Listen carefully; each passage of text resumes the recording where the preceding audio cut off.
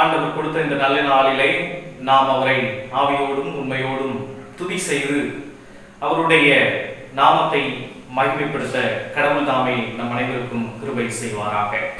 ஜெபம் செய்வோம்.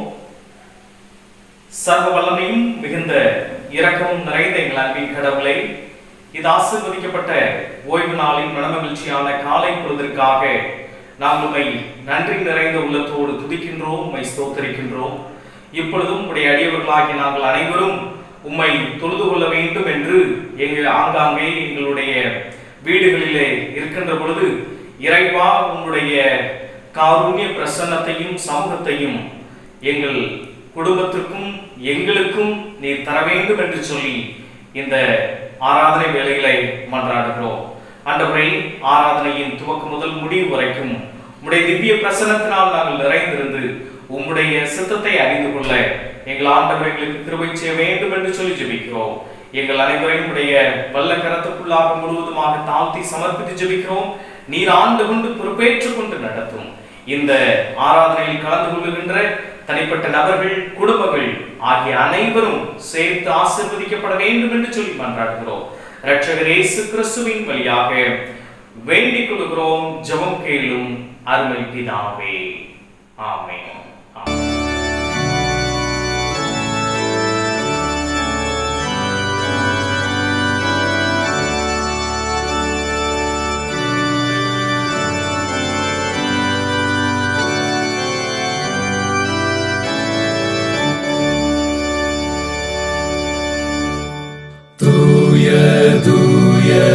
Alleluia, sarva valla nada, தேவரீர்க்கே நாளும் சங்கீதம் ஏறுமே.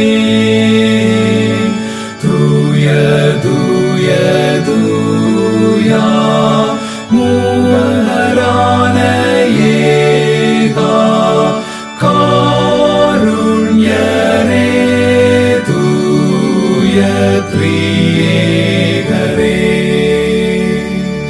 தூய தூய தூயா அன்பர் சூழனின்று தெய்வதாசனம் முன்னர் தம் கிரீடம் வைப்பாரே.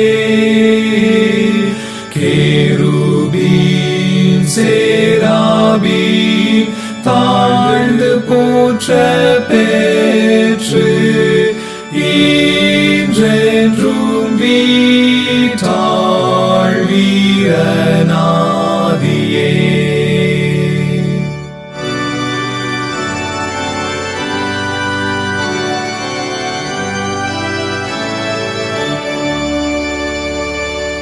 தூய தூய தூயா ஜோதி பிரகாசா பாவ கண்ணால் உந்தன் மாண்பை காண யார் வல்லோ. நீரே தூய தூய மனுவாக்கு கேட்டா மாட்சிமை தூய்மை அன்பும் நிறைந்தோ. தூய தூய தூயா சர்வ வல்ல நாதா வானம் பூமி ஆழி உம்மை ஸ்தோத்தரிக்குமே. தூய தூய தூயா மூவரான ஏகா காருண்யரே, தூய த்ரியேகரே.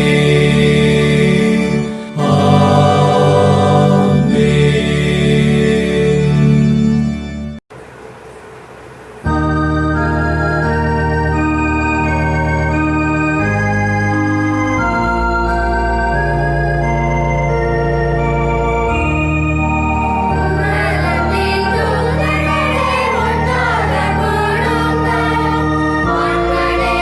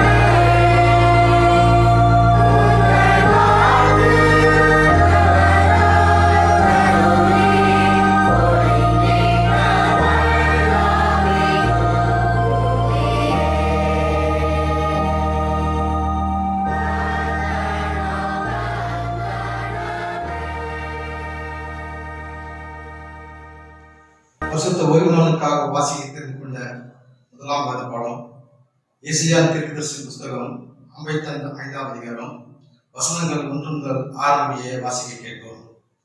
ஓ தாகமாயிருக்கிறவர்களே, நீங்கள் எல்லாரும் தண்ணீருக்கு வாருங்கள். பணமில்லாதவர்களே, நீங்கள் வந்து வாங்கி சாப்பிடுங்கள். நீங்கள் வந்து பணமின்றி விலையுமின்றி திராட்சரசமும் பாலும் கொடுங்கள். நீங்கள் அப்பத்தாலும் அதற்காக பணத்தையும் திருப்தி செய்ய பொருளாக உங்கள் பிரியாசத்தையும் செலவழிப்பேன். நீங்கள் எனக்கு கவனமாய் செவி கொடுத்து நலமானதை சாப்பிடுங்கள். அப்பொழுது உங்கள் ஆத்மா கொடுப்பான பதார்த்தத்தினால் மகிழ்ச்சியா இருக்கும். உங்கள் செவியை சாய்த்து என்னிடத்தில் வாருங்கள், கேளுங்கள், அப்பொழுது உங்கள் ஆத்மா பிழைத்திருக்கும். தாகத்துக்கு அருளின நிச்சயமான கிருபைகளை உங்களுக்கு நடத்திய உடன்படிக்கையை ஏற்படுத்துவேன். இதோ அவரை ஜனக்கூட்டங்களுக்கு சாட்சியாகவும் ஜனங்களுக்கு தலைவராகவும் அதிபதியாகவும் ஏற்படுத்தினேன். இதோ நீ அறியாத சாதியை வரவழைப்பாய். உன்னை அறியாதிருந்து சாதி உன் தேவனாகிய கர்த்தரின் நிமித்தமும் இஸ்ரவேலுடைய பரிசுத்தரின் நிமித்தமும் உன்னிடத்துக்கு ஓடி வருவோம். அவர் உன்னை மேன்மைப்படுத்தி இருக்கிறார். கர்த்தர் கண்டடைந்தக்க சமீபத்தில் அவரை தேடுங்கள். அவர் சுயமா இருக்கையில் அவரை நோக்கி கூப்பிடுங்கள் என்றார் என்பதை வாசிக்க தெரிந்து கொண்ட முதலாவது பாடம் வாசித்தாயிற்று. இரண்டாம் வேத பாடம் அப்போஸ்தலர் நடவடிக்கைகள் 10ஆம் அதிகாரம் வசனங்கள் 34 முதல் 43 வாசிக்க கேட்போம். அப்பொழுது பேதுரு பேசத் தொடங்கி, தேவன் பட்சமுள்ளவர்களா என்றும் பட்சமில்லாதவர் என்றும் எந்த ஜாதியினாலும் அவருக்கு பயந்திருந்து நீதியை செய்கிறவன் எவனோ அவன் அவருக்கு உகந்தவன் என்றும் நிச்சயமாய் அறிந்திருக்கிறேன்.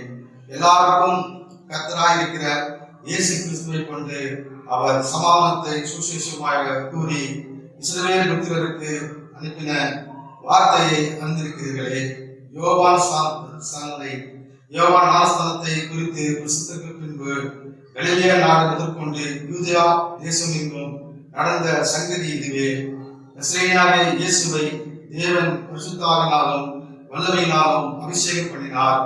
தேவன் அவருடனே கூட இருந்தபடியால் அவர் நன்மை செய்கிறவராயும் பிசாசின் வல்லமைகளை அகப்பட்ட யாவரையும் குணமாக்குவதாயும் சுத்தித்திருந்தார். யூதாருடைய தேசத்தில் எருசலேமிலும் அவர் செய்தவைகள் எல்லாவற்றிலும் நாங்கள் சாட்சியாயிருக்கிறோம். அவரை மாத்திரம் மரத்தினாலே தூக்கி கொலை செய்தார்கள். 3ஆம் நாளிலே தேவன் அவரை எழுப்பி பிரதிஷ்டமாய் காணும்படி செய்தார். ஆயினும் எல்லா ஜனங்களுக்கும் பிரதிஷ்டமாகும்படி செய்யாமல் அவர் மரித்தோரிலிருந்து எழுந்த பின்பு அவரோடு புசித்து குடித்தவர்களும் தேவனால் முன்பு நியமிக்கப்பட்ட சாட்சிகளுமாகிய எங்களுக்கு பிரதிஷ்டமாகும்படி செய்தார். அன்றையும் அவரை உயிரோடு இருக்கிறவர்களுக்கும் மரித்தவர்களுக்கும் தேவனால் ஏற்படுத்தப்பட்ட நியாயாதிபதி என்றும் ஜனங்களுக்கு பிரசங்கிக்கவும் சாட்சியாக ஒப்புவிக்கவும் அவர் எங்களுக்கு கட்டளையிட்டார். அவரை விசுவாசிக்கிறவன் எவனோ அவன் கர்த்தருடைய நாமத்தினாலே பாவ மன்னிப்பை பெறுவான் என்று தீர்க்கதரிசி என்றும் அவரை குறித்து சாட்சி கொடுக்கிறார்கள் என்றார் என்பதை வாசிக்க தெரிந்து கொண்ட 2ஆம் வேத பாடம் வாசித்தாயிற்று. ஆமீன். சுவிசேஷம் 3ஆம் வேத பாடம் மத்தேயு சுவிசேஷம் 4ஆம் அதிகாரம் வசனங்கள் 17 முதல் கடைசி முடிய வாசிக்க கேட்போம். அது முதல் இயேசு மனத்திருங்கள், பரலோக ராஜ்யம் சமமாயிருக்கிறது என்று பிரசங்கிக்க தொடங்கினார். இயேசு கலிலேயா கடலோரமாய் நடந்து போகையில் மீன் பிடிக்கிறவர்களாய் இருந்த 2 சகோதரனாகிய பேதுரு எனப்பட்ட சீமோன் அவன் சகோதரன் அந்திரேயையும் கடலில் வலை போட்டுக் கொண்டிருந்த போது அவர்களை கண்டு, என் பின்னே வாருங்கள், உங்களை மனுஷரை பிடிக்கிறவர்களாக்குவேன் என்றார். உடனே அவர்கள் வலைகளை விட்டு அவருக்கு பின் சென்றார்கள். அவர் அவ்விடம் விட்டு போகையில் வேறே 2 சகோதரனாகிய சிபேத்தாயும் மகன் யாக்கோப்பும் அவன் சகோதரன் யோவானும் தங்கள் தகப்பன் சிபேத்தியாவுடனே படவில் இருந்து தங்கள் வலைகளை பழுது பார்த்துக் கொண்டிருந்த போது அவர்களை கண்டு அவர்களை அழைத்தார். உடனே அவர்கள் படவையும் தங்கள் தகப்பனையும் விட்டு அவர்களுக்கு பின் சென்றார்கள். பின்பு இயேசு கலிலேயா எங்கும் சுற்றி நடந்து அவருடைய ஜெப ஆலயங்களில் உபதேசித்து ராஜ்யத்தின் சுவிசேஷத்தை பிரசங்கித்து ஜனங்களுக்கு உண்டாயிருந்த சகல வியாதிகளையும் சகல நோய்களையும் நீக்கி சுஸ்தமாக்கினார். அவருடைய கீர்த்தி சிரிசியா எங்கும் பிரஸ்தமாயிற்று. அப்பொழுது பலவித வியாதிகளையும் வேதனைகளையும் அடைந்திருந்த சகல பிணியாளிகளையும் பிசாசு பிடித்தவர்களையும் சந்திர ரோகிகளையும் திமிர்வாதக்காரரையும் அவரிடத்தில் கொண்டு வந்தார்கள். அவர்களை சுஸ்தமாக்கினார். கலிலேயாவிலும் பெத்தேலிலும் எருசலேமிலும் யூதாவிலும் யோர்தானுக்கு அப்புறத்திலும் இருந்து திரளான ஜனங்கள் வந்து அவருக்கு பின் சென்றார்கள் என்றார் என்பதை வாசிக்க தெரிந்துவிட்ட வேத பாடம் வாசித்தாயிற்று. ஆமென். ஆண்டவராகிய இயேசு கிறிஸ்துவின் இனிய நாமத்தில் மீண்டும் ஒரு விசை கூட உங்களை அன்போடு வாழ்த்தி வரவேற்கின்றேன். ஆண்டவர் நம்மை செம்மையாக நித்தமும் நேர்த்தியாக நடத்தி கொண்டு வந்திருக்கிறார். அந்த ஆண்டவருக்கு நாம் நன்றி செலுத்துவதோடு மாத்திரமல்லாமல் இனி வரக்கூடிய காலங்கள் நம்முடைய வாழ்விற்கு இன்பமாய் அமைய கடவுள் தாமே நம் அனைவருக்கும் கிருபை செய்வாராக. இறை செய்திக்கு கடந்து செல்வதற்கு முன்பதாக நாம் கண்களை மூடி ஜெபம் செய்வோம். ஜெபம் பண்ண கிடவோம். எங்கள் கண்களையும் மீட்புறமாகிய கர்த்தாவே, எங்கள் வாயின் வார்த்தைகளும் இருதயத்தின் ஞானமும் உடைய சமூகத்தில் பிரதியாய் இருப்பதாக. ஆமென். பிரியமானவர்களே, இன்றைக்கு நமக்கு கொடுக்கப்பட்டிருக்கக்கூடிய தலைப்பு அருட்பணி அனைவருக்கும் நற்செய்தி, mission good news to all என்கின்ற தலைப்பிலே வாசிக்க கேட்கப்பட்ட இந்த 3 திருமறை பாடங்களை மையமாக வைத்துக் கொண்டு தியானிப்பதற்கு கடவுள் நமக்கு கிருபை பாராட்டுவாராக. இந்த 3 வேத பாடங்களுமே அருட்பணி, இன்னொரு விதத்தில் சொல்ல போனால் ஆண்டவருடைய பணி, இறை பணி, ஆண்டவரின் சேவை இந்த உலகத்தில் எப்படி அனைவருக்கும் சொந்தம் உடையதாக இருக்கின்றது, எப்படி இதனுடைய நோக்கம் எல்லோரையும் போய் சென்றடைய வேண்டியதாக இருக்கிறது என்பதை குறித்து தியானிப்பதற்கு கடவுள் நமக்கு ஞானம் தருவாராக. நம்முடைய தியானத்துக்காக நம்முடைய வேத புத்தகத்தை திறந்து அப்போஸ்தலர் நடவடிக்கைகள் 10ஆம் அதிகாரம் அதனுடைய 36ஆம் வசனத்தை வாசிக்கின்றேன். நாம் வாசிக்க கேட்கப்பட்ட 2ஆம் வேத பாடத்தினுடைய 36ஆம் வசனத்தை நாம் வாசிக்க கேட்போம். நான் உங்களுக்காக வாசிக்கின்றேன். எல்லாருக்கும் கர்த்தராய் இருக்கிற இயேசு கிறிஸ்துவை கொண்டு அவர் சமாதானத்தை சுவிசேஷமாய் கூறி இஸ்ரவேல் புத்திரருக்கு அனுப்பின வார்த்தையை அறிந்திருக்கிறீர்களே. எல்லோருக்கும் கர்த்தராய் இருக்கிற இயேசு கிறிஸ்துவை கொண்டு இந்த சுவிசேஷமானது சமாதானமாக உலகெங்கும் பிரசங்கிக்கப்பட்டு கொண்டு வருகிறது, பிரசங்கிக்கப்படவும் போகிறது. ஆகவே இயேசு கிறிஸ்துவினுடைய சமாதானம் சுவிசேஷமாக இந்த உலகத்துக்கு சொல்லப்பட்டு ஆக வேண்டும். இயேசு கிறிஸ்துவினுடைய சுவிசேஷம் எல்லா மக்களுக்கும் போய் சென்றடைய வேண்டும் என்ற நோக்கில் தான் இயேசுவும் சரி, அவருடைய அப்போஸ்தலர்களும் சரி, மிஷனரிகளும் சரி, இன்றைக்கு இருக்கக்கூடிய ஆயர்கள், பாஸ்டர்கள், சுவிசேஷகர்கள் அனைவருமே இந்த பிரதான பணியை செய்து கொண்டிருக்கின்றார்கள். ஆண்டவருடைய சுவிசேஷம் என்பது அல்லது ஆண்டவருடைய நற்செய்தி என்பது வெறும் வார்த்தையினால் மாத்திரமல்ல, செயலிலும் செய்யப்பட்ட ஒன்றாகும். இதை வேதத்திலே நாம் எத்தனையோ இடங்களிலே நாம் வாசிக்க முடியும். இயேசுவின் சமாதானம் என்னும் சுவிசேஷம் உலகம் முழுவதும் பிரசங்கிக்கப்பட்டிருக்கிறது என்று சொன்னால் வெறும் வார்த்தையினால் மாத்திரம் அல்ல, உழைப்பினாலும் செய்கைகளினாலும் ஆண்டவருடைய இந்த சுவிசேஷமானது பிரசங்கிக்கப்பட்டிருக்கிறது என்பதை நாம் விளங்கிக் கொள்ள வேண்டும். அதாவது இயேசுவின் சுவிசேஷம் என்பது வார்த்தையில் அல்ல, செயலிலும் தான் என்பதைத்தான் நாம் இன்றைக்கு தியானிப்பதற்கு கடவுள் நமக்கு கிருபை செய்ய போகின்றார். ஆண்டவர் வெறுமனே வார்த்தைகளை மாத்திரம் சொல்லவில்லை. மனம் திரும்பி என்று சொன்னார், பரலோக ராஜ்யம் சமீபமாய் இருக்கிறது என்று சொன்னார். ஆனால் அதே நேரத்தில் அந்த மக்களுக்கு என்ன தேவையோ அவைகள் அனைத்தையும் பூர்த்தி செய்து கொடுத்தவராக தன்னுடைய அர்ப்பணியை இந்த உலகத்தில் துவங்கினார் என்பதை வேதத்தின் வாயிலாக நாம் அறிய முடியும். பிரியமானவர்களே, ஏன் இயேசு மாத்திரமா? அவரை பின்தொடர்ந்து வந்த அப்போஸ்தலர்கள், மிஷனரிகள் அனைவருமே வெறுமனே தன்னுடைய வாயின் வார்த்தைகளினால் இயேசு நல்லவர் என்று பிரசங்கிக்கவில்லை. மாறாக அவர்கள் என்ன செய்தார்கள் என்று சொன்னால், தங்களால் இயன்ற இந்த அர்ப்பணியை பொருள் உதவியினாலும் சமூக மாற்றத்தினாலும் கல்வியினாலும் ஆண்டவருடைய அர்ப்பணியை செய்தார்கள். இன்றைக்கு கிறிஸ்தவர்களாக நாம் இருக்கின்றோம்.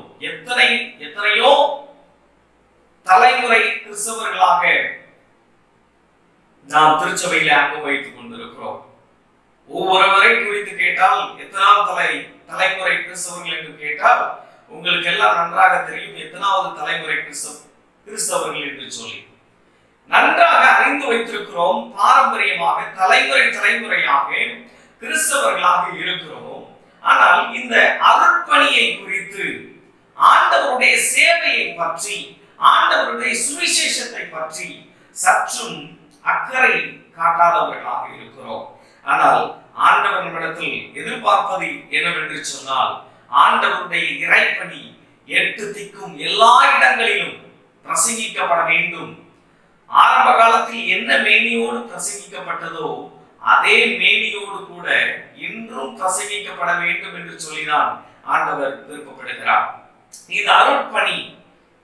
மிஷன் என்கின்ற வார்த்தை மிசியோ என்கின்ற லத்தீன் வார்த்தையிலிருந்து வந்த ஒரு வினை சொல். இதனுடைய அர்த்தம் என்னவென்று சொன்னால், அனுப்பப்படுகிறேன் என்று பொருள். இந்த மிசியோ என்கின்ற வார்த்தை நான் அனுப்பப்படுகிறேன் என்று பொருளாகிறது. அப்படி என்று சொன்னால், நம்முடைய கண்ணோட்டத்திலே நான் கிறிஸ்துவுக்காக அனுப்பப்படுகிறேன், நான் கிறிஸ்துவுக்காக அனுப்பப்பட்டவன், அனுப்பப்பட்டவள் என்பதை நாம் புரிந்து கொள்ள வேண்டும். பிதாவுக்காக அனுப்பப்பட்டவர் இயேசு கிறிஸ்து, இயேசுவுக்காக அனுப்பப்பட்டவர்கள் அவருடைய அப்போஸ்தலர்கள்,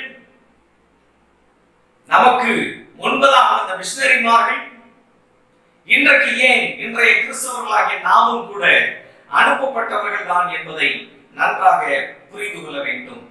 கிறிஸ்தவத்தினுடைய அர்ப்பணியினுடைய அடிப்படை என்னவென்று சொன்னால், ஆண்டவருக்காக அனுப்பப்படுகிறதில் தான் இருக்கிறது. ஆண்டவருடைய பணி என்பது அனுப்பப்பட்டு இருக்க வேண்டும்.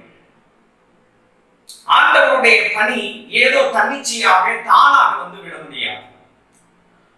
ஆண்டவரால் உத்தரவு கொடுக்க பெற்று, ஆண்டவரால் அனுமதிக்க பெற்று, நம்மை ஒரு குறிப்பிட்ட நோக்கத்திற்காக, நம்மை ஒரு குறிப்பிட்ட ஒரு உன்னதமான பணிக்காக நாம் நம்மை ஏற்படுத்திக் கொள்கிறதினால் அல்ல, மாறாக கடவுளே நம்மை அனுப்பி இருக்கிறார். ஆக திருச்சபை மக்கள், இன்றைய கிறிஸ்தவர்களாகிய நாம் அனைவருமே கடவுளால் அனுப்பப்பட்டவர்கள் என்பதை நன்றாக விளங்கிக் கொள்ள வேண்டும். பிரியமானவர்களே, நாம் எதற்காக அனுப்பப்பட்டிருக்கிறோம், எங்கே அனுப்பப்பட்டிருக்கிறோம் என்பதை சற்று நாம் சிந்தித்தால் நம்முடைய கிறிஸ்தவ வாழ்வு ஆரோக்கியமாக இருக்கும் என்பதிலே எந்த சந்தேகமும் இல்லை. நம்முடைய மிஷனரிமார்கள் அனுப்பப்பட்டார்கள், நமக்கு முன்னோடிகள் அனுப்பப்பட்டார்கள். அவர்கள் அனுப்பப்பட்டதினால்தான் சில நல்ல காரியங்களை எல்லாம் செய்ய முடிகிறது. ஐரோப்பாவிலிருந்து மிஷனரிகள் வந்தார்கள், மேற்கத்திய நாடுகளிலிருந்து மிஷனரிகள் வந்தார்கள். வெறும் சுவிசேஷத்தை மாத்திரமா சொன்னார்கள்? இல்லை. அவர்கள் மூலமாக எவ்வளவோ சமூக மாற்றங்கள் வந்தது.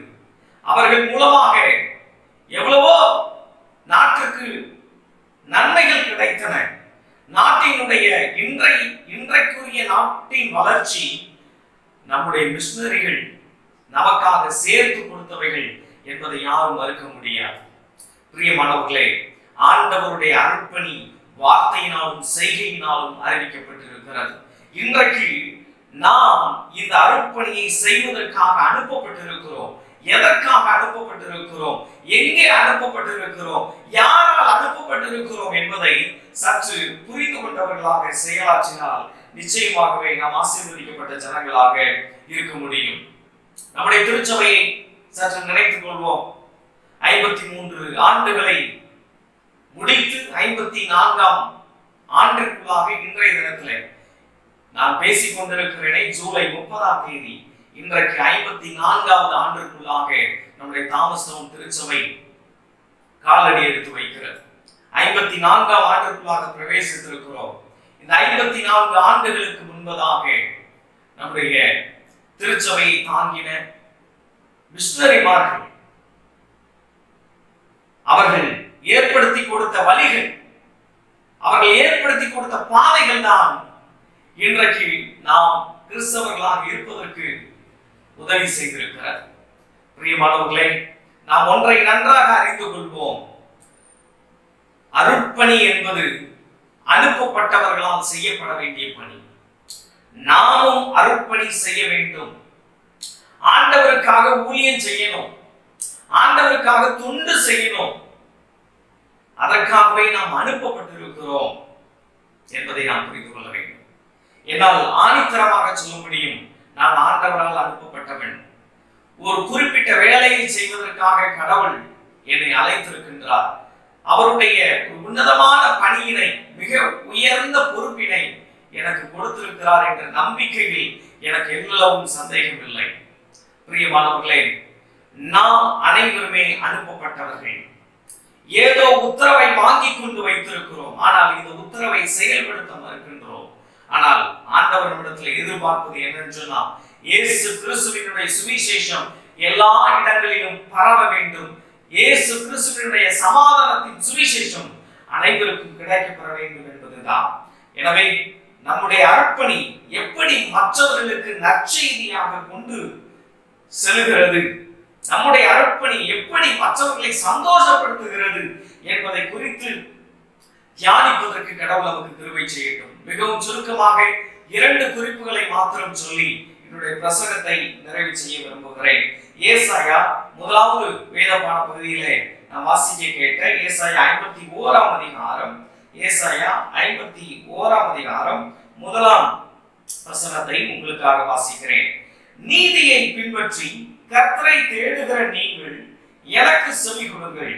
நீங்கள் வெட்டி எடுக்கப்பட்ட கன்மலையையும் நீங்கள் தோண்டி எடுக்கப்பட்ட துறவின் குழியையும் நோக்கி பாருங்கள் என்று சொல்லி நாம் இங்கே வாசிக்கின்றோம்.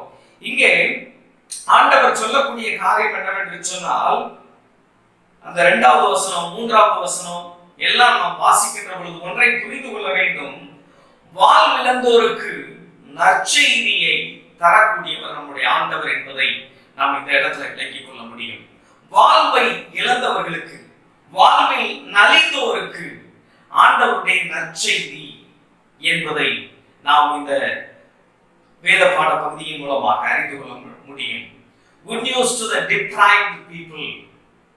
வாழ்வை இழந்தவர்களுக்கு, வாழ்வில் நலிந்தவர்களுக்கு நற்செய்தி என்பதை அங்கே காணப்படுகிறது.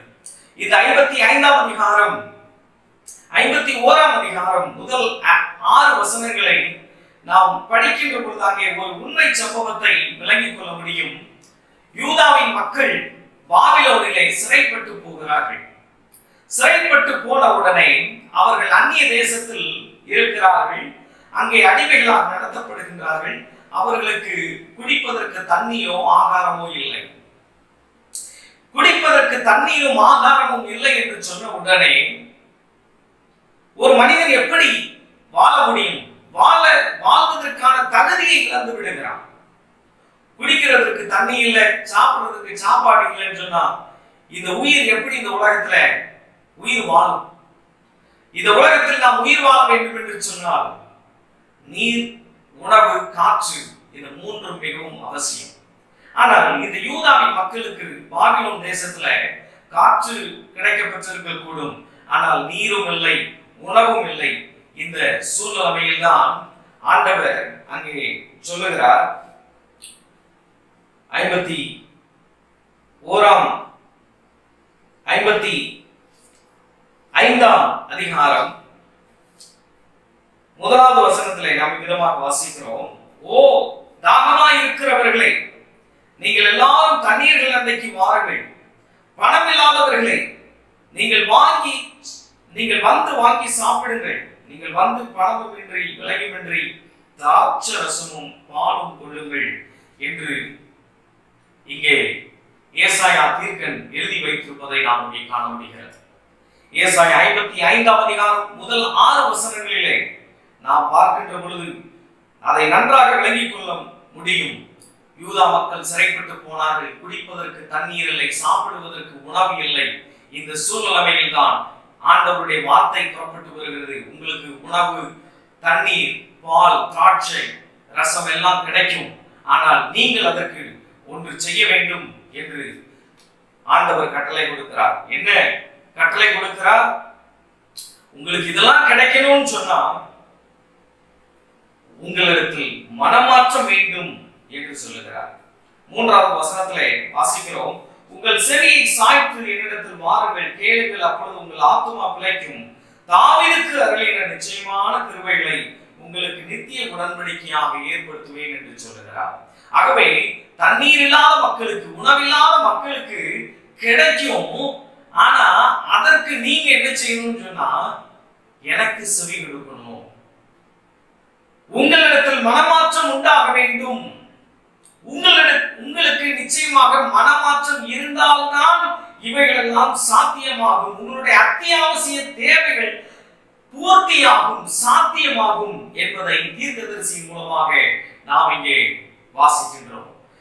பிரியமானவர்களே, அங்கே சொல்லுகிறார் அந்த 55ஆம் அதிகாரம் 3ஆம் வசனத்தினுடைய பின்பகுதியிலே, தாவீதுக்கு அருளின நிச்சயமான கிருபைகளை உங்களுக்கு நித்திய உடன்படிக்கையாக ஏற்படுத்துவேன் என்று சொல்லுகிறார். தாவீதுக்கு அப்படி என்ன கிருபையை அவர் ஏற்படுத்தி கொடுத்தார் என்பதை சற்று நாம் தியானிக்க வேண்டும். தாவீது செல்வந்தனாக மாற்றப்படுகிறான். அரசனாய் அரியணையில் உட்கார்ந்திருக்கிறான். இந்த நேரத்தில் தன்னுடைய சொந்த மகன் மூலமாக பிரச்சனை, தான் ஆட்சி செய்த மக்கள் அனைவரும் இவனுக்கு எதிராக கிளம்பி விடுகிறார்கள். இந்த சூழ்நிலையிலே தாவீது மனம் நொந்தவன் மாத்திரமல்ல, அவன் தன்னுடைய வாழ்க்கையை பறிகொடுத்து விட்ட சூழ்நிலையாக அவனுடைய வாழ்க்கை மாற்றப்படுகிறது. இது ஒரு பக்கம். ஆனால் இன்னொரு பக்கத்தில் அவன் சுகமுகமாய் வாழ்கின்றான். தன்னுடைய வாழ்க்கை இன்பமாக மாற்றப்படுகிறது. இதன் விளைவாக அவன் பாவத்துக்கு அடிமையாகி தனக்கும் கடவுளுக்கும் இருந்த உறவுகளை விரிசல் உண்டாகி ஆண்டவருக்கு பிரியமான வழிகளில் நடக்காதவனாக அவன் தள்ளப்படுகிறான். இந்த சூழ்நிலையை நாத்தான் தீர்க்கதரிசி அவனிடத்திலே வந்து அவனுடைய பாவத்தை எடுத்து சொன்ன பொழுது அவன் மனம் வந்து கசந்து அழுது ஆண்டவரிடத்தில் இரக்கத்தை பெற்றுக் கொண்டான். அவன் தான் செய்ததற்கு மன்னிப்பு கேட்டதினால்தான் அவனுடைய சிங்காசனம் நிலைத்திருந்தது என்பதை நாம் வேதத்திலே நன்றாக படித்து பார்த்தால் நமக்கு நன்றாக தெரியும். ஆகவே ஒன்றை நாம் விளங்கிக் கொள்ள வேண்டும். தாவீதினுடைய சிங்காசனம் நிலைத்திருப்பதற்கு காரணம் அவன் தான் செய்த தவறை உணர்ந்து கொண்டதினால், தான் செய்த தவறை உணர்ந்து கொண்டது நிமித்தமாக அவனுடைய சிங்காசனம் நிலைப்பட்டது. அவனுக்கு அருளிய அதே கிருபைகளை நான் உங்களுக்கு அருள்வேன் என்று ஆண்டவர் சொல்லுகிறார். எப்பொழுது? மனமாற்றம் வருகின்ற பொழுது. இந்த நற்செய்தி என்பது எல்லாருக்கும் போய் சேர வேண்டியதுதான். யாருக்கும் ஆண்டவர் நற்செய்தி கிடையாது என்று சொல்லவில்லை. எல்லோரும் சந்தோஷமாக சமாதானமாக இருக்க வேண்டும் என்றுதான். ஆனால் மக்களுடைய பாவம் கடவுளையும் மக்களையும் இரண்டாக பிரித்து விடுகிறார். இந்த சூழ்நிலையில ஆண்டவருடைய முகத்தை தேடுகின்ற பொழுது அவரிடத்திலிருந்து நமக்கு இரக்கம் கிடைப்பதற்கான சூழல்கள் ஏற்படுகிறது. ஆண்டவர் நிச்சயமாக நம்மை இரக்கமாக இருந்து நமக்கு இரக்கத்தை தருவதற்கு அவர் போதுமான தேவனாக இருக்கிறார். பிரியமானவர்களே, ஆகவே அனைவருக்கும் நற்செய்தி, வாழ்விழந்தவர்களுக்கும் நற்செய்தி. இந்த கொரோனா காலகட்டத்திலே நாமும் கூட வாழ்க்கையை இழந்தவர்களாக இருக்கிறோம். யூதா மக்களை போல குடிப்பதற்கு தண்ணீரும் சரியான விதத்தில் சாப்பிடக்கூடாதபடிக்கு உணவும் இல்லாமல் தவித்துக் கொண்டிருக்கக்கூடிய சூழ்நிலையாக இருக்கலாம்.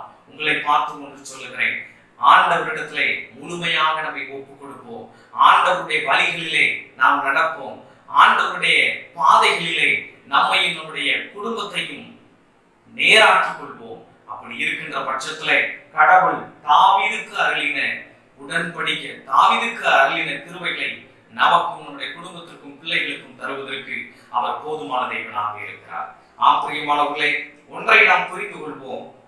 ஆண்டவர் தன்னுடைய நாசரேத் மேனிஃபெஸ்டோ என்று சொல்வார்கள்.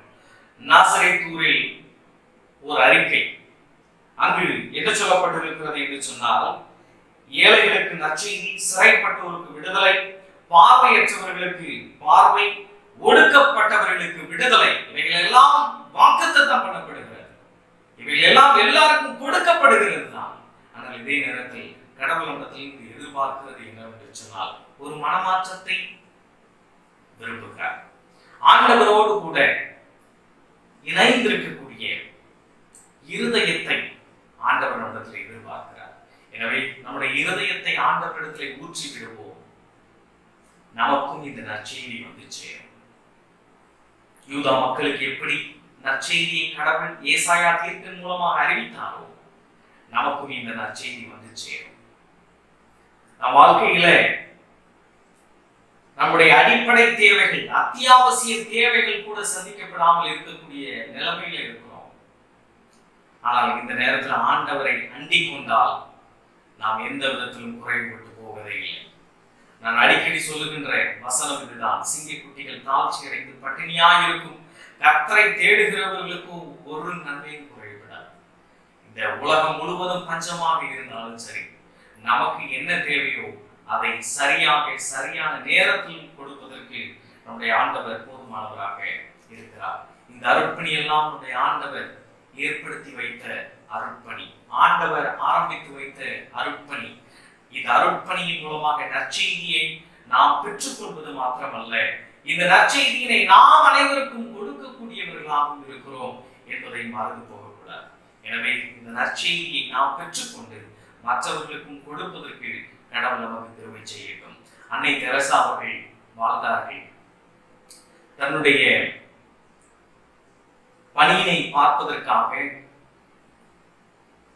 நாட்டினுடைய பிரதமர் ஜவஹர்லால் நேரு அவர்கள் ஒரு முறை அவரை பார்க்க அவருடைய பணியினை பார்வையிடுவதற்காக அங்கு சென்றிருந்தார். அந்த நேரத்தில் அந்த அம்மா முகம் மலர்ந்து வரவேற்று அவரிடத்தில் சொன்ன வாக்கியம் இதுதான், நாங்கள் இந்த அருட்பணி எல்லாம் செய்வதற்கு எங்களை ஊக்குவிக்கின்ற, எங்களுக்கு அந்த பலத்தை தருகின்ற வரை நீங்கள் வந்து பார்க்க வேண்டும் என்று அங்கு இருந்த ஒரு சிற்றாலயத்திற்கு கூட்டி சென்றார்கள்.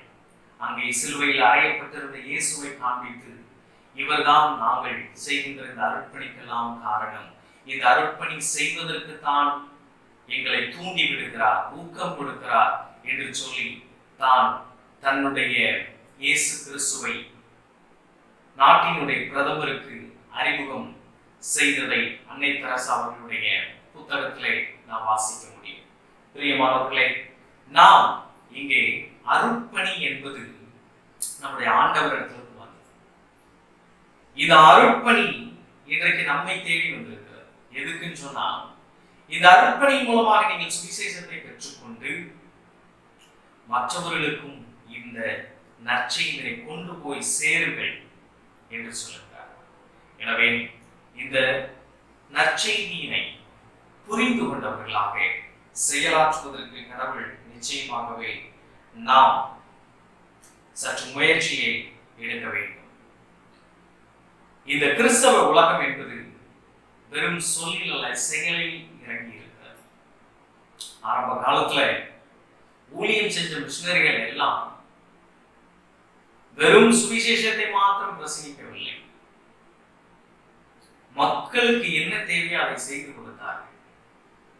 நம்முடைய திருச்சபையை 54 ஆண்டுகளாக இருக்கின்றது. ஆரம்பத்தில் வெறும் திருச்சபை மாத்திரமாக இருந்தது. நமக்கு 2 சுகாதார மையங்கள் இருந்தது. அந்த சுகாதார மையங்களை இன்றைக்கு நாம் மூடி விட்டோம்.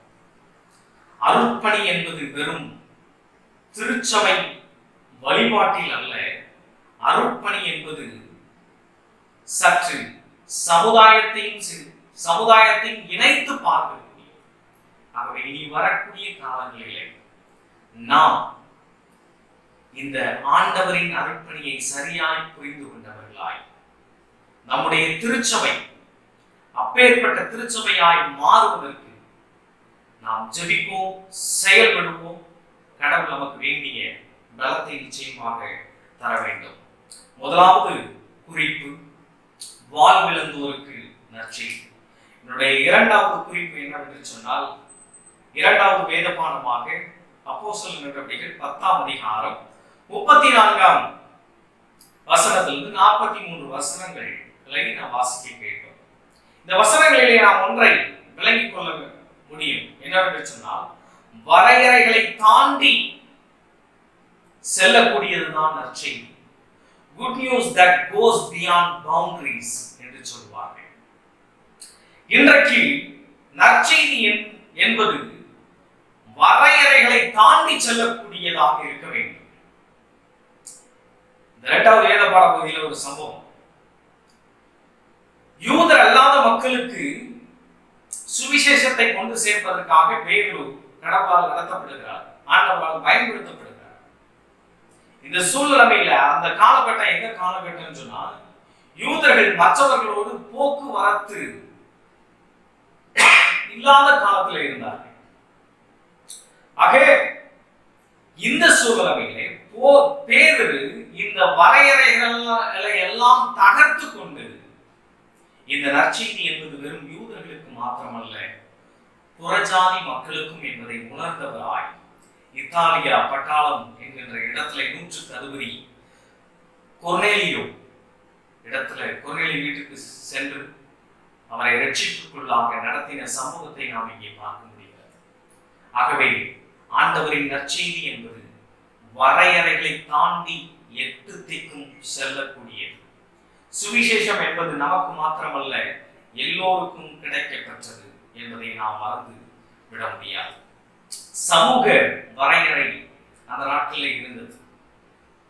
பேதுரு ஊழியம் செய்த நாட்களில் யூதன், கிரேக்கன், ஆண், பெண், ஏழை, பணக்காரன் என்ற பாகுபாடுகள் எல்லாம் இருந்த இந்த சூழ்நிலையில் தான் இந்த பாகுபாடுகள், இந்த பிரிவினைகள் எல்லாவற்றையும் தகர்த்து கொண்டு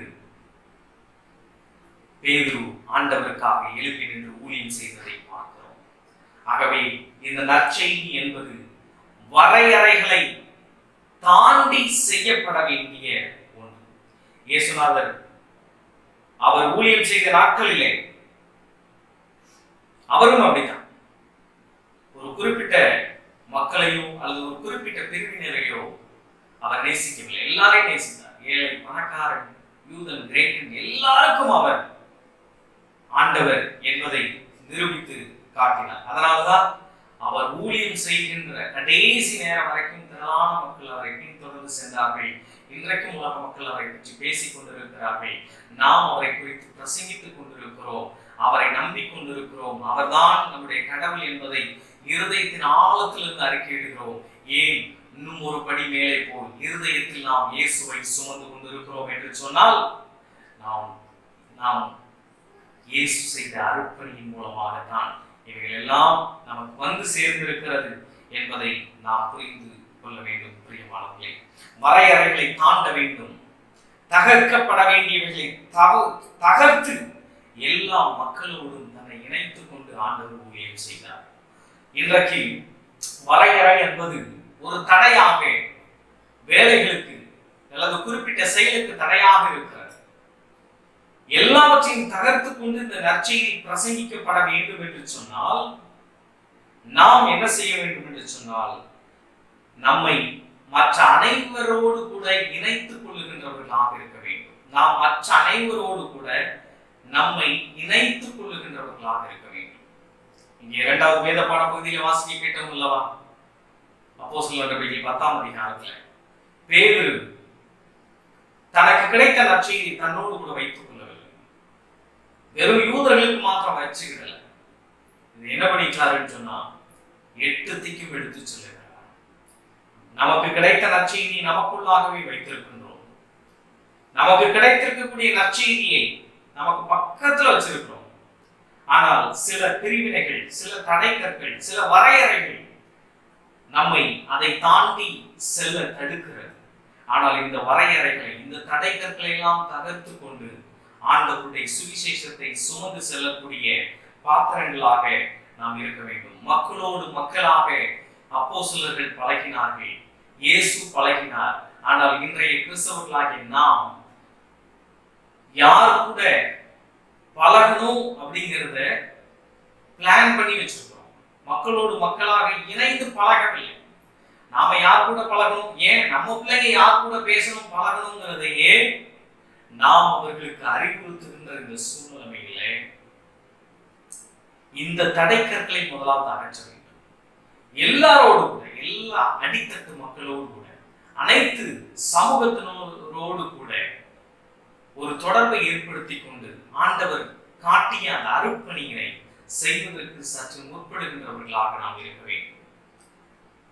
ஐரோப்பிய மிஷனரிகள், மேற்கத்திய மிஷனரிகள் எல்லாம் நம்ம நாட்டுக்கு வந்தாங்க.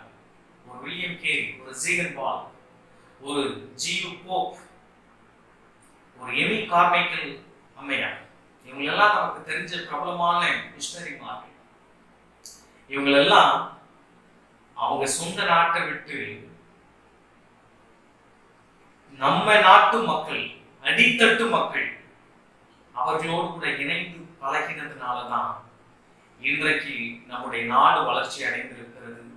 இன்றைக்கு நம்முடைய நாடு நாகரிகத்தை, பண்பாட்டை பெற்றுக் கொண்டிருக்கிறது. அதன் மூலமாகத்தான் இன்றைக்கு முன்னேற்றம் அடைந்து கொண்டிருக்கிறது. வளர்ச்சியை கூட நாம் பெற்றுக் கொண்டிருக்கிறோம். அதற்கு காரணம் அவங்க எல்லாரோடு கூட சகஜமாக பழகினதுனால. நாம் இன்றைக்கு பழகுவதில்லை. பழகுவதற்கு பல வரையறைகளை வைத்திருக்கிறோம். இந்த வரையறைகளை எல்லாம் தாண்டி சென்று ஆண்டவர் காண்பித்த அந்த அருட்பணியை செய்வோம் என்று சொன்னால் நிச்சயமாகவே கடவுள் நம்மை ஆசீர்வதித்து காப்பதற்கு அவர் போதுமானவராக இருக்கிறார். ஏற்றத்தாழ்வுகளை பார்க்கிறோம். யார் கூட நம்முடைய அந்தஸ்துக்கு ஏற்றாற் போல் பழகுகிறோம். எங்கேயாவது வெளியே போனோம்னா நம்முடைய அந்தஸ்துக்கு இணையானவர்களோடு கூட செல்வதற்கு விருப்பப்படுகிறோம். பாகுபாடு காண்பிக்கிறோம். பிரிவினைகள் நமக்குள் இருக்கிறது, வேத மார்க்கங்கள் இருக்கிறது. ஆனால் இந்த அருட்பணி என்பது வாழ்வை இழந்தோருக்கு கொடுக்கப்பட்ட ஒன்று. அது இன்றைக்கு நம்மை தேடி வந்திருக்கிறது. அந்த நற்செய்தியை அருட்பணியின் மூலமாக பெற்றுக்கொள்ள வேண்டும். அது மாத்திரமல்ல, வரையறை இல்லாமல், இந்த தடைக்கற்கள் இல்லாமல், பாகுபாடு இல்லாமல் இந்த சுவிசேஷத்தை சுமந்து செல்லக்கூடிய பாக்கியம் நமக்கு இருக்கிறது. எனவே இதை புரிந்து கொண்டவர்களாக செயலாற்றுவோம். கடவுள் நிச்சயமாகவே நம் அனைவரையும் கிருபையாக ஆசீர்வதித்து காப்பாராக.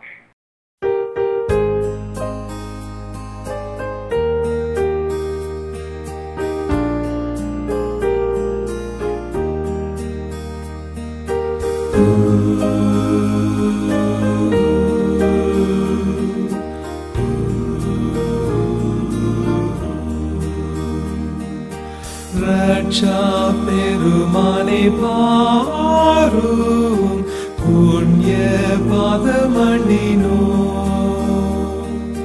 சுத்தமாக்கி சிறை தாரும் தேடி வந்து நிற்கிறோம்.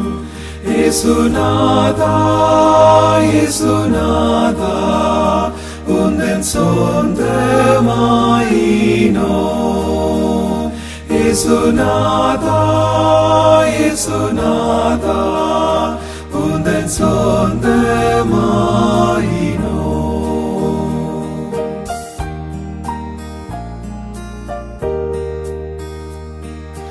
மெய்ப்பன் போல முந்தி சென்றும் பாதுகாத்தும் வருவே.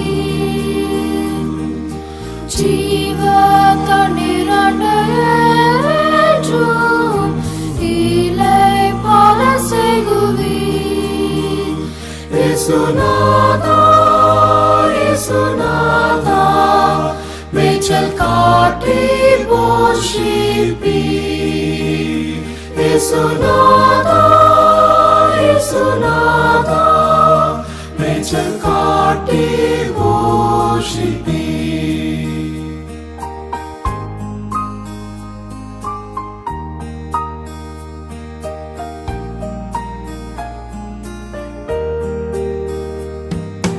நீதி பாதை தவறாமல் நேசமாய் நடத்துவீர்.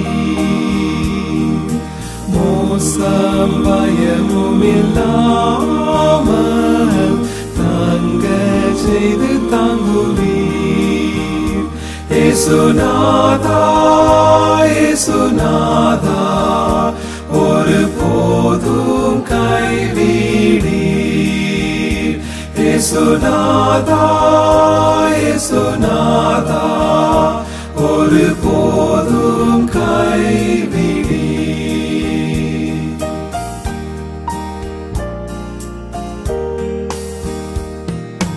ஜீவ கால பரியந்தம் மேய்த்தும் காத்தும் வருவீர். பின்பு மோட்ச பேரானந்தம் தந்து வாழச் செய்குவீர். இயேசுநாதா இயேசுநாதா ஒளி காலம் வாழ்விப்பீர். இயேசுநாதா இயேசுநாதா ஒளி காலம் வாழ்விப்பீர். இயேசுநாதா இயேசுநாதா உந்தன் சொந்தமாயினோ. இயேசுநாதா இயேசுநாதா உந்தன் சொந்தமாயினோ. நாம ஜெபம் செய்வோம்.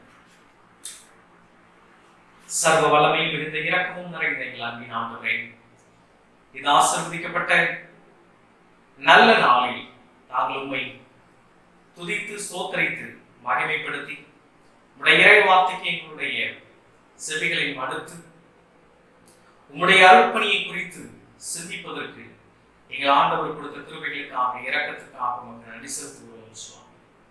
இப்பொழுது உம்முடைய அடியவர்களாகி நாங்கள் அனைவரும் இந்த அருட்செய்தியானது, இந்த அருட்பணியானது வாழ்விழந்தோருக்கு நற்செய்தியாக வரையறை இல்லாமல் எல்லோருக்கும் இந்த நற்செய்தி கொண்டு செல்லப்படக்கூடியது என்பதை புரிந்து கொண்டவர்களாய் இருப்பதற்கு கடவுள் எங்களுக்கு கிருபை செய்திருக்கிறோம். விசேஷமாக இந்த ஆராதனையில் பங்கு கொண்ட உடைய மக்கள் அனைவரையும் ஆசீர்வதிக்கும். சிறியோர் பெரியோர் ஆகிய அனைவரும் ஆசீர்வதிக்கப்படுவார்களாக. அவர்கள் ஈடுபடுகின்ற தொழில், வேலை மற்றும் அனைத்து நிகழ்வுகளிலும் உடைய பேராசீர்வாதம் இருக்க வேண்டும் என்று சொல்லி மன்றாடுகிறோம் சுவாமி. ஆண்டவரே, இந்த கொடிய காலகட்டத்திலே உடைய மக்களுக்கு ஆதாரம் நீர்தான் ஆண்டவரே, வாழ்வு தருகின்றவர் நீர்தான் ஆண்டவரே. உம்மை சார்ந்து கொள்ளுகின்ற பொழுது அவர்களுக்கு வேண்டிய அனைத்து இரக்கங்களையும் நீர் தர வேண்டும் என்று சொல்லி மன்றாடு. அவர்களுடைய தேவைகளை அறிந்தவராக தேவைகளை சந்தித்து உடைய மக்களை நேர்த்தியான பாதைகளில் நடத்தி செல்ல வேண்டும் என்று சொல்லி சொல்லிக்கிறோம். தொடர்ந்து ஆசீர்வதியும் கிருபையும் இரக்கமும் சூழ்ந்து ரட்சகர் இயேசு கிறிஸ்துவின் மூலமாக வேண்டிக் கொள்கிறோம். ஜெபம் கேளும் அருமை பிதாவே, ஆமென். கடவுளின் ஆசீர்வாதத்தை பெற்றுக்கொள்வோம்.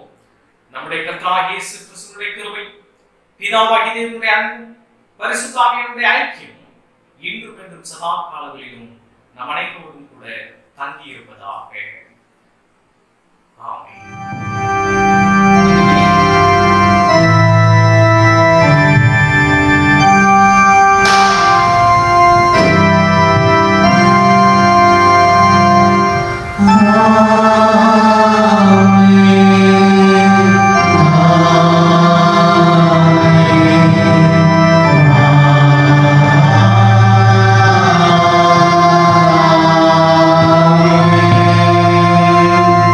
Not கர்த்தரை ஸ்தோத்திரி.